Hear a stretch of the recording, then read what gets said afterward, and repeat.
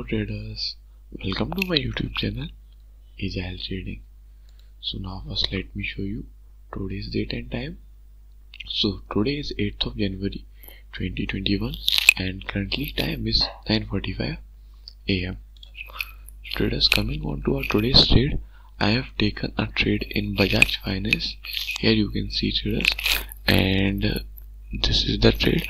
Today I am seeing a bearish view in this equity or the stock, and I have taken one quantity for the sell side. I am maintaining my maximum risk of 50 rupees per trade. Okay traders, so here we are trying to achieve risk reward ratio of 1:2. You can see, and traders, this is our stop loss and here is our target. Okay traders, so we have taken the trade and now we are waiting for some momentum towards the target.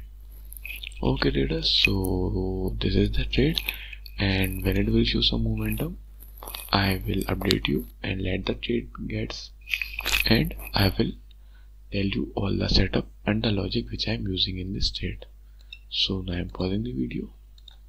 So traders, here you can see that our our stop loss was triggered, and you can see that we have to book loss. So let me show you here.